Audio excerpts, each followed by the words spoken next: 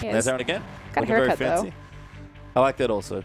Everyone knows my personal opinion on haircuts in the LPL. Big haircut guy? Oh, yeah. There's Echo the ban there for EDG once again, taking that away from MLXG. Twisted Bait going to be the change this time, though, for Oscurin. Uh-oh. As that'll be the ban away from RNG. Going to join in Jace there. So a mid laner for a mid laner there. If there's anything that we've learned today, it's that Pastry Time is a big fan of haircuts. Look, OMG actually are playing next. We'll have a check-in.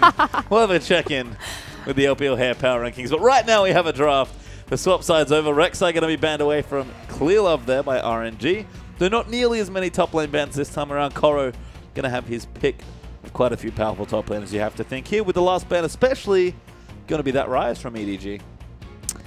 Rise being banned away. We'll see if the Gnar goes through and if they're going to prioritize it for Koro. Again, this is 5.13. The only big champion that I was, positive wasn't going to make any play in this set was going to be Echo, just because MLXG was in it. The curious thing is, I actually haven't seen Clearlove pick up Echo jungle. No. Instead, Shen actually the pick there for EDG, with Kalista being banned away from Def. Makes sense. Kalista, a very powerful champion. But Shen instead, not the Gnar. So kind of the current in-meta tank there for the top lane there for Koro.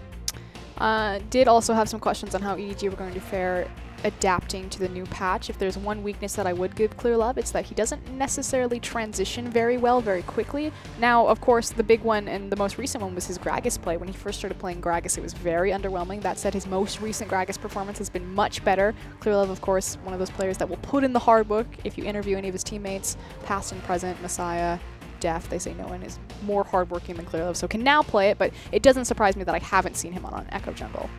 I guess so. Still learning it, I think. Definitely a player that feels like he just spams game with the champion to really master. Unlike Pawn, who apparently picks it up and is like, yeah, this champion's great. This is cool, I got it. Yeah. As the Scion actually, so moving in Sky actually opens up that top lane pick there for the team. They are going to pick it in their first rotation, along with the Sivir.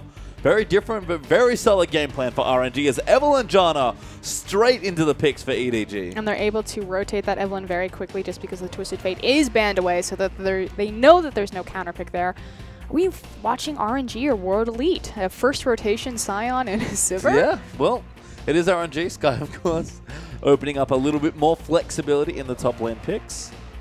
But we'll see what RNG want to take away for themselves. Very different comp already from EDG. But I like that you said Evelyn a little bit more available. See what RNG want to go with. Looks like Xiaohu's flipping through just about every champion in the league. Ooh, Oriana. Maybe. 20 seconds left. We'll see if he wants to select that champion here. I wonder what Deft wants to play. Because Jana is like a very specific style of support. Yeah, likewise, he could go to his Corki. That said, Sivir does have a decent matchup against Corki, at least until he gets his level 6 ultimate, and then it's very easy for him to burn her spell shield and then drop more damage. But the level 1 through 5 is actually in Sivir's favor. She's going to have more control of the creep waves. Likewise, she's going to deny a ton of his damage through the spell shield on the phosphorus bomb. Yeah. Well, we'll maybe find out. We'll have to find out here, actually. I think it's Caitlyn. Well, Gragas Thresh there for RNG. Does open up something like Caitlyn there for Deft. And we saw the Ezreal being flashed there for RNG. Braum is off the table, you have to think, with supports picked up for both sides. So that could be something that Paul wants to take away. We've seen him play it already with pretty great success. But EDG might just keep it nice and solid. They kept it really stable and standard in game number 1. Might be changing it up, might not be here in game 2. Flashing through quite a few options. Tryndamere, briefly there for Deft. Probably not the selection. I think it's going to be Victor. Have we seen Pawn play Victor yet? Yes. Victor, likewise, isn't going to have many counter options to him. We're curious if Xiaohu will look towards Kassadin. That seems to be the immediate response that a lot of LPL mid laners are pulling out. Do have Azir as well, but maybe doesn't fancy that matchup, of course. Has been left open, notably here for both these players. They're both very well-known Azir players, but instead it is Caitlyn Victor there for... Oh, I got trolled. Wow. Denying... Not even denying, actually. Just kind of showing up to Woosh there, saying, yep, I'm going to take your vein against you. Yeah, what a slap in the face. That is a slap in the face. That's a backhanded... This is the thing, though. So by picking Victor, it kind of puts a little bit of pressure on Xiaohu to lock in his Azir. It's not a terrible matchup. I'm not going to call Victor a hard counter to Azir, but it is definitely a soft counter. Victor has a lot more options and a lot more tools, where the Emperor's Divide doesn't really mean anything to Victor, simply because he can output so much damage over walls anyway, that, Azir comes out, throws the Emperor's Divide, Victor's like, that's cool, I'm just going to place my Chaos Storm on the other side of it and watch you explode. Yeah, instead Xiaohu Kind of flicking between picks. Lei sort of asking his teammate, what do you want to play here? Sorry, Yasaway briefly. Don't think we'll be seeing that one here. And I do like the slap in the face there as well. Taking that Vayne into Sivir. We used to see this all the time in the last few weeks of the LPL. Yep. But instead it will be Azir there for Xiao, who's going to take that into Pawns Victor. Shrima. Xiao, is... If you're going to think about the quintessential Azir player, he was one of the first guys to play the Azir. We talked about, Pawn has a great Azir as well, very strong champion for him. But Xiao, this is his bread and butter. Yeah, apart from this and Xerath, which we haven't seen in a little while, sadly, for all the Xerath players out there. This has certainly been one of Xiaohu's best performing champions, and he needs it, honestly. It's a tough matchup here. Not that tough, but tricky, especially against the caliber of player that he's playing against here in Pawn. But if he can get it done here, and Xiaohu, again, has had a really disappointing season, given how strong he looked at the end of spring. Going back to something like Azir against tough opposition like EDG makes a ton of sense to me.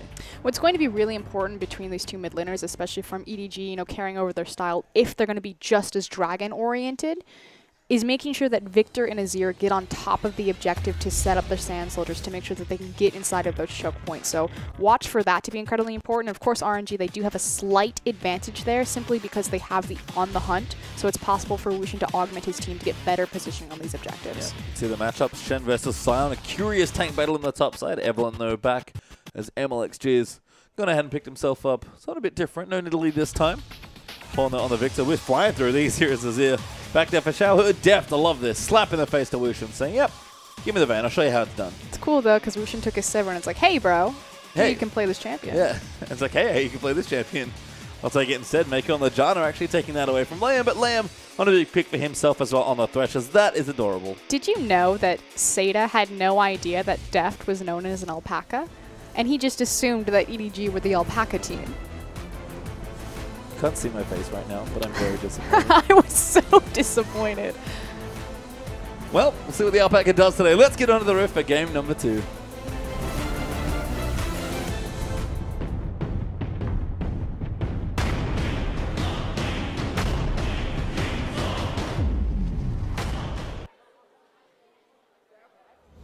As we can see, the alpaca himself in the intro. He's going to move ourselves in a game at number 2 here.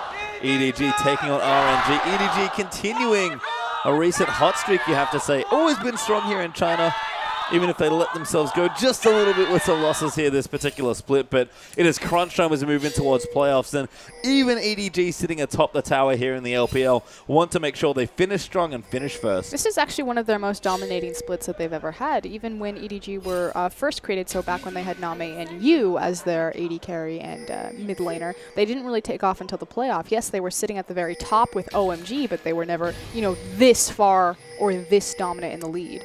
And this year has certainly been their year. Yep. Look, domestically, internationally, EDG have just been a joy to watch all 2015. Someone pings one more time. So what can they get done here?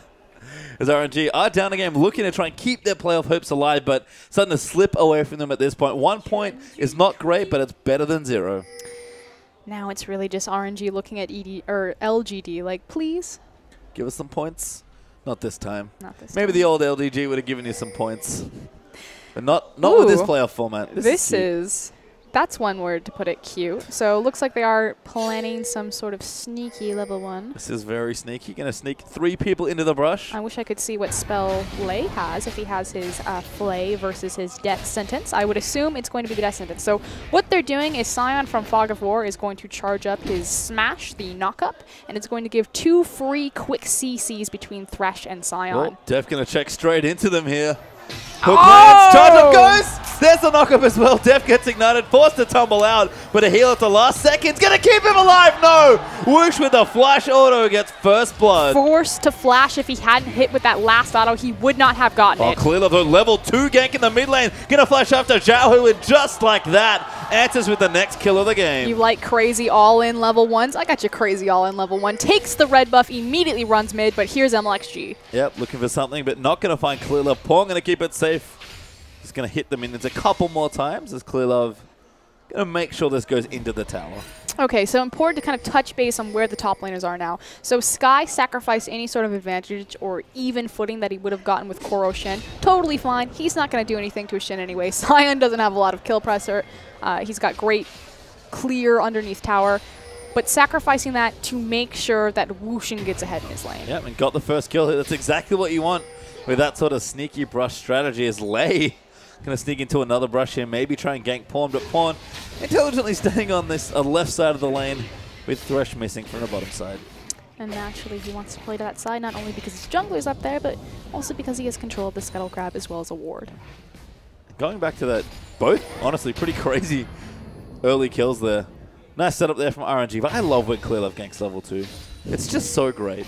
I feel like he did that, though, because they saw that the resources had been expended bottom, and the pressure was there. And that's even better, honestly. Like, responding to something that quickly, being like, oh, I'm doing my red buff, quick, better run to the mid lane and try and trade, just shows really how smart of a jungler Clear Love is. We forget that those Lee Sin games he played earlier on in the year where he just went absolutely off on ganks. Doesn't happen too often these days, but every now and then this makes me smile. They call it light Clear Love and dark Clear Love. Evil Clear Love. As Def might be in trouble again here. MLXG gonna line up that gank. Great flush body slam there. Could be enough there. Def taking damage. Shield is good, but it's not enough to protect him. Great hook from Lei. Gonna follow in for kill number 2. And RNG doing what they do best. Roll the dice and go crazy. This is what we were talking about. EDG, they initiated the lane swap last game, and yes, that's a direct counter to RNG because they're not solo queue heroes, but they're more solo queue oriented. They're not as experienced with advanced macro play. If you give them a 2v2, if you give them a 1v1, they have the mechanics to stand toe-to-toe with the best players in the world. That was awesome. Okay, first and foremost, knowing that you're ganking Def because he doesn't have a flash. A little bit curious why Def decided to go back and forth. Oh, he was sidestepping the play. But beautiful play from Lei. Does miss the flay, but the hook right here on Mako to pull it in. The teleport is cancelled, and then Wushin, just so confident, has the red buff, steps forward, finds the boomerang. Yeah, and that's RNG all over there as they're punishing this Vayne pick, honestly. This was Def's almost like flex pick here, not in the sense that it's like flexible, but like he's flexing towards the enemy team. And style. Yeah, it's a style choice here. We saw Godby do this a little bit in spring, and they're making him pay for what's a very squishy level 1 champion. Abusing the fact that he didn't have that flash. See where no heal either after that level 1. Yeah.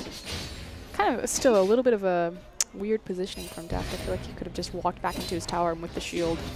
Well, he was looking for from the teleport from Koro to see if they could find like a counter on it. That one got cancelled as well though. Koro's taking to farm things up in the top side, looking good on Shen early.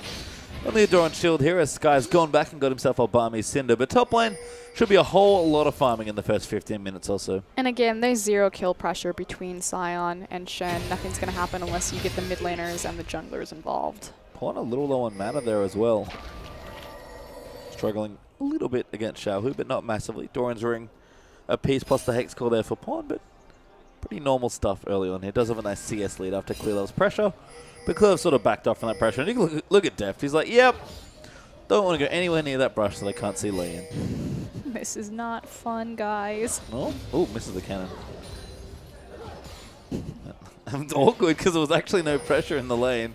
But Deft, you know he just feels scared. It's actually 20 CS down on Woosh right now as the wave comes crashing towards his tower. Likewise, the fact that Wushin is able to itemize a BF sword this early into the game. Those boomerangs, if they hit, going to be massive. Ricochet is eating through waves here as well. Deft tumbles out from a hook there from Lei. But the pressure will not stop here. Shields from Maker going to keep Deft as healthy as they can make it, but not a whole lot left. Or a Xiaohu gets ulted there by Victor. He's just trying to push the wave forward so he can go back. Yep.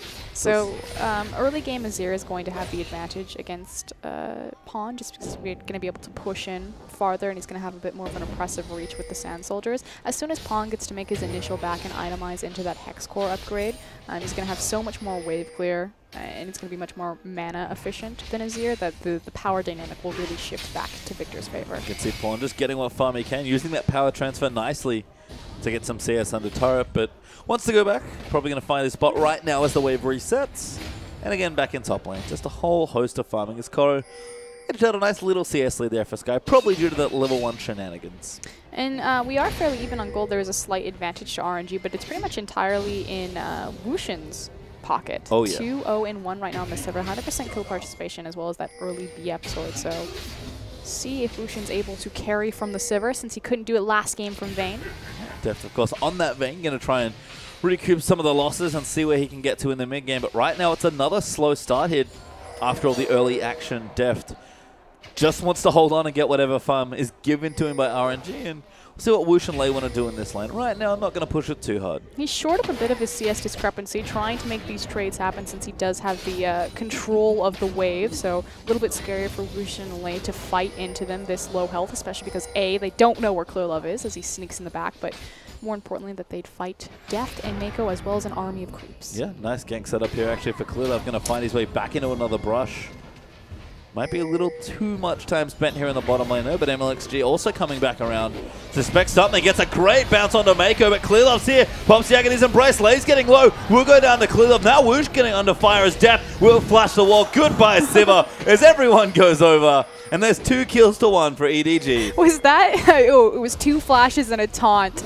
And immediately the gank is turned around primarily with the Stand United. I think it was actually a bit of a mistake to use the Stand United on Deft versus on Mako to make sure that they couldn't get him out of that fight. But either way, EDG do find their footing back into this, and more importantly, the blue buff. Yeah, a worthy sacrifice there as Deft gets himself back into the lane with a couple of kills and then assist. Clearlove going to take the Scuttle Crab, and Dragon not going to be taken just yet here, but EDG arrest control back of the only chaotic part of the map, which was that bottom side. And look, we've talked about it a bit, but the lane is only going to get better for Vayne as she gets more and more items. Vayne was often considered a counter pick to Sivir by a lot of professional players simply because it's impossible to out-duel a Vayne. Likewise, her passive will really help her chase down Sivir as kind of the upgraded Sivir passive. I mean, that said, though, when you're in a Sivir lane, you're not fighting Sivir, you're fighting the creeps. Yep, just trying to battle the wave back as Pawn using that death ray. Now upgraded with that level 1 Hex. I think, actually, is that 2 levels? It is. So that's 2 upgrade points, I believe. Should be in his Q and his laser to give him the burn damage at the end. But hold on, MLXG in the top. Yep, now Koro in trouble. Has to get out, gets knocked up though by MLXG. Sky going to follow in as well with a smash. Gets the knock up there as well. Red buff Greg is pretty damn sticky. Nice taunt to try and keep himself alive. Oh, good nice flash out from the ulti. Clearlove here as well. But a hook down the bottom lane onto Mako as Deft going to fight them. But a flash play box there from Lei forces Mako to flash out. And Woosh continuing to be the aggressor in bottom lane. Deft and Mako not able to go aggressive after Deft actually got good positioning in the fight, but hold on. Too many creeps, but they're going to fight in as Korra going to join the lane. Deft going to get the condemn there. They're fighting out onto Woosh, but a hook lands onto Mako. Woosh will fall though, just lives there with the ulti. Deft condemns and gets the double. And Mako sidesteps the back half of the boomerang blade, immediately opens up into a monsoon and barely lives, making sure that Wooshin cannot trade 1 for 2. It's almost like Mako is really good at League of Legends. He's a god. Really good player there. Sky trying to work on the tower in the top lane. EDG, though, interested in Dragon #1. Not quite as early as the last one, but they will take it. And they have to come in on this. Likewise, Sky will get some decent damage onto that top side simply because they burned the teleport, excuse me, the Stand United down. No, it was a teleport. Yeah, it was teleport. Didn't have Stand United, unfortunately. So Korra can't make it back to the top lane immediately, but Dragon will go over to EDG as a result, and Xiaohu getting pressured on by Pawn. He's actually 20 CS behind. This is one of the issues of having a Scion top laner versus any other top laner, though, is that there's not a lot of structure pressure, so there's no trade that RNG have available for this. Instead, Sky goes back, gets himself a Spectre's Cowl. MLXG lining up a gank on mid lane. Pawn low on mana with Clearlove by his right. Probably doesn't want to be in the lane anyway. Gonna line himself up a recall there as Blade of the Ruined King is almost done for Deft after that last shopping trip. It's really important that RNG are taking this window of opportunity to walk in and to play steep wards. The reason they're doing this is because they understand that after EDG picked up all of those kills as well as the Dragon, they want to go home, spin their gold, and reset their health bars and mana bars. So they know that there's no one to stop them from walking in. Let's see Deft looking a bit more aggressive. That's actually Clearlove right next to him, invisible. Snuck in again to the bottom lane. This is brutal Evelyn ganks here as Clearlove's just going to go in for it. Condemn there, lands in. They want Woosh as a target. Spell Shield's the first bit. Lantern is good. Pop the ulti there as well to live. And Clearlove with no trigger pulled on the ultimate will let them live this time. Really beautiful positioning from Lei. Kind of the unsung hero of this lane. Even spoon-feeding Woosh in all of those kills. Well, staying under the tower might be the mistake Stand United used as well. They're going to get the bottom side. Woosh dies immediately. Now Lei's going to get crushed as well. MLXG, the next one to get chased, does get taunted up as a Chaos Storm will chase.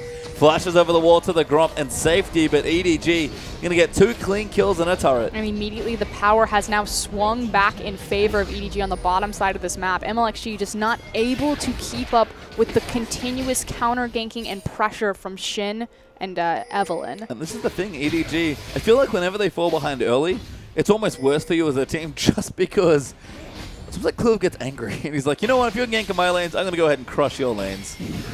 And with Pawn having a nice time here in this lane, Xiao, who's starting to struggle in the matchup now that the levels have shifted over, they're going to lose another tower, actually. Mako's here just to make sure it goes down. The immediate rotation. And this is why I also really like kind of the uprising of Janna. Naturally, we've seen a lot of hard engaged supports, and typically when you see a Janna, the counter is to pick Shen, or not Shen, Thresh, because you want to all-in grab her and just blow her up since she is very soft and squishy. But the thing is she's going to empower disengage, which is really great against all of these hard engaged compositions, but more importantly, she'll also empower rotations around the map with her Tailwind and structure sieging. And if there's anything the LPL meta is about right now, more so than team fighting, it's structures. Yep, take the towers. We used to joke about how they didn't exist. Now they exist, but that's not for very long. They're obsessed with them. Historically, yes, has proven to be the case. Diving them, killing them, ignoring them. Taking gold out of them. It's all about the towers. It is. This is Koro down the bottom lane. Going to collect farm. We actually had a swap here of the lanes as Vayne's going to move into the top lane to pressure Sion. Sky, though, we're going to line up an ultimate with MLXG by the looks of things.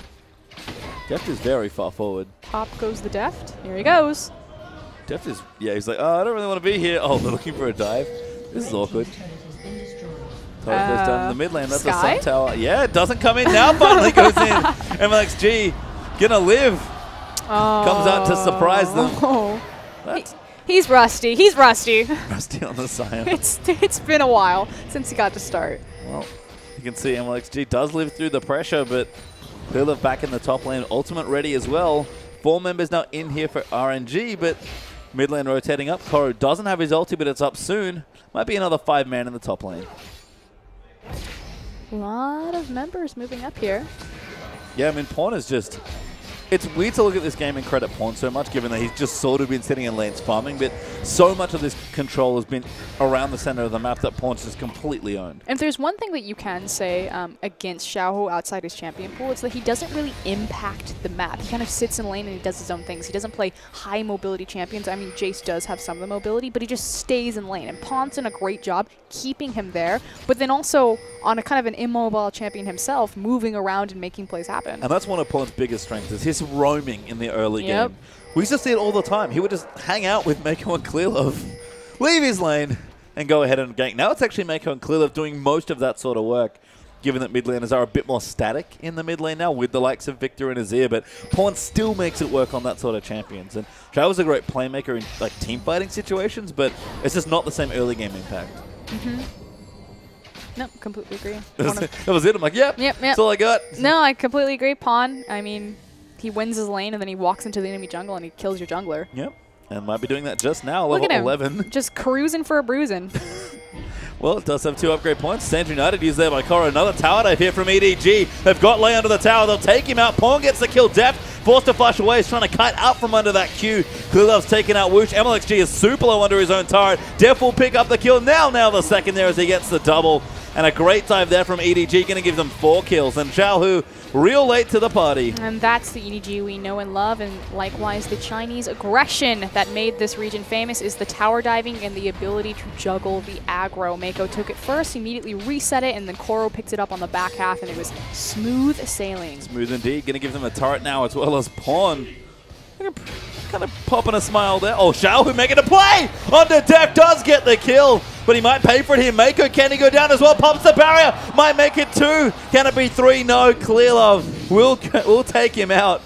But that's what we talk about. That is the Xiaohu effect. Shurima. Yep. He is the Azir player. He played it first. He's played it the longest, and that is why he is disgusting on that champion. But again, is too it little, too late? too late. Yeah, on the impact. I guess we'll have to see. They actually didn't get the top tower as a result, although Koro is trying something here to take it out. The towers are even, the kills not quite so much.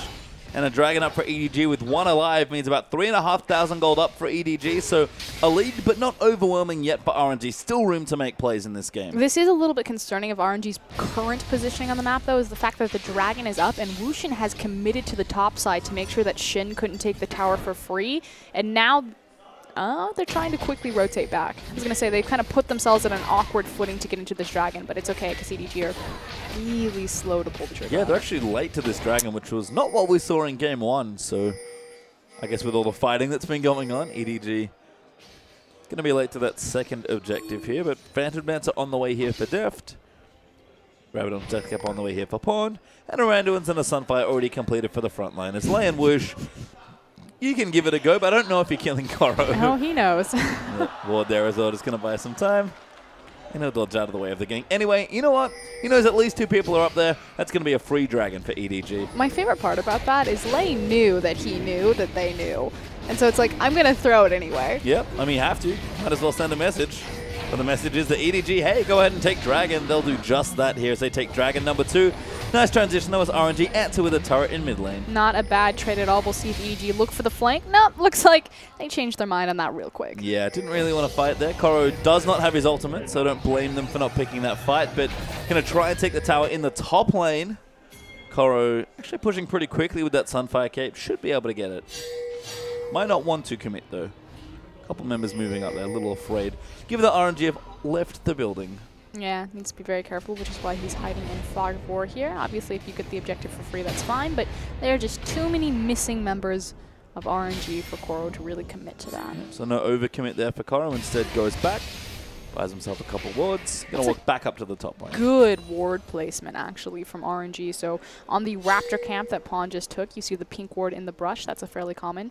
RNG have warded right up flush against the wall to make sure that they have vision of that choke. Oh, Def now down on the bottom side, gonna take out Lei. Koro's here as well. The Stand United's been popped and Thresh doesn't go anywhere. The 2v2 goes horribly wrong for RNG. Try to find the assassination, but it's just so difficult when you have a global ultimate like the Stand United. Yep, and now Deft instead going to keep pushing, take the Grump away there on his vein. Going to get the blue buff for Pawn as well, and try and push for a tower. Wushin in a very scary spot. We have Sky quickly moving over. That said, the big factor is the fact that Xiaohu is not nearly in position, but it looks like they're just going to give it up to Sivir's Ricochet. Yep, Sivir's wave clear pretty good. Mako actually going to gank the mid lane, though. He wants the flash. He wants it, gets the nado. He wants the flash. Needs more, doesn't have enough. He doesn't have it, that's why. Shuffles himself away. Gravity Field will disengage, so EDG still trying to find a couple more turrets, you think. Again, it's been a slow game between dragons here. EDG just don't feel rushed when Dragon isn't on the map. Oh, Mako. Cancel there, body slam in, alley-oop. Easy kill for Sky. Dunked. Yep, that is dunked.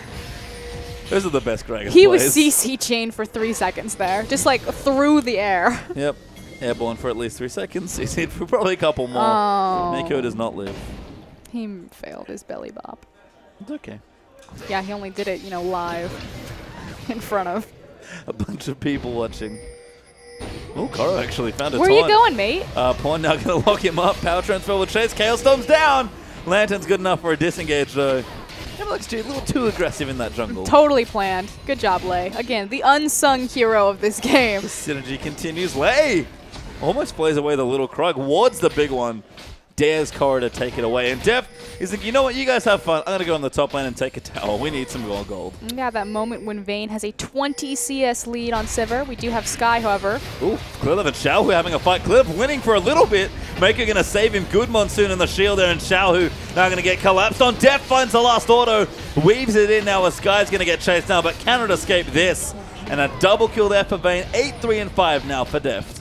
Cliliv looked like he was in trouble for a second, but the Stand United comes through, and Deft picks up 2 more kills. Like you said, 8, 3, and 5 is not where you want the enemy Vayne. And this is the second game in a row where EDG have fairly early taken a global threat and just done wonders with it. The Destiny and now into the Stand United. Yep. Speaks to the strength of... Ooh, that was nice a flash. I think he also absorbed it with his spell shield. No, it's still up, I think. Not too sure. But nice play nonetheless from Woosh. Doesn't get himself killed. Will lose the tower, unfortunately. Can't spell shield that one as EDG up 6,000 gold now in this game. And the kills are racked up a bit more in this game. Been quite a bit more bloodthirsty as Pawn returns back to the mid lane with a Rylai's Crystal Scepter completed. Wow, the rush on the Rylai's. That's an interesting build. That said, he doesn't really need to prioritize damage.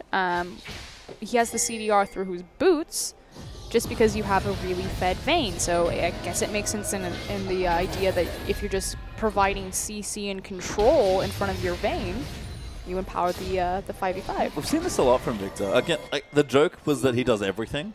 But Victor's utility, I feel like, is underrated as Deft has found MLXG. Doesn't really carry fights at this point. Great condemn out of the body slam. And Deft going to take it. Oh, he flashes through the cast. Sky now going to try and lock him up, but Mako's here. Koro's going to come down as well. Sky just gets the lantern to safety, but Xiaohu dies in mid lane. Meanwhile, oh, never Lane mind. now going to get the double flavor. He's dead to Victor. Death still chasing in. EDG have gone completely berserk. They'll dive the tower, take out Whoosh, take out Sky, and that's going to be the ace. RNG, give it up. Is that Deft or is that Uzi? These Vayne mechanics are absurd. The condemn to deny the belly bop over the wall to implant him. And of course, Koro presses Stand United. Not because Deft's in any danger, but because he wants some assists too. Wants some extra gold, knowing Deft going to chase down those kills. And an early surrender from RNG. That was the closest thing I've seen to like a League of Legends rage quit. They were just like, we're done.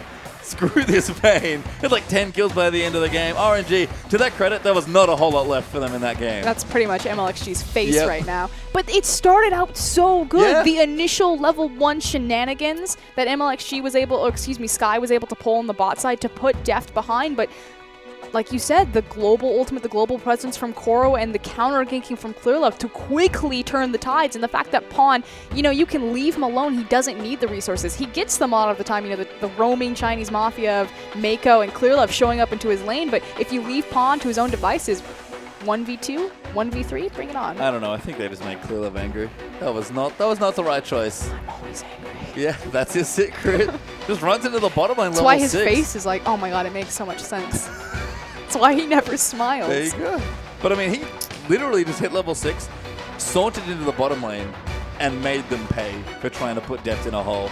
Been a while since I've seen Clearlove really set things up for Deft like that, but put a bit of a tent in the bottom lane. Deft got ahead, and then there was almost nothing left in that game. EDG played the map and the game once again excellently. 2-0 and 3 points for EDG, continuing to vault up in the standings, or I should say stay up in the standings, still first place. Naturally, no surprise that EDG should be expected to find a 2-0 here just because of the different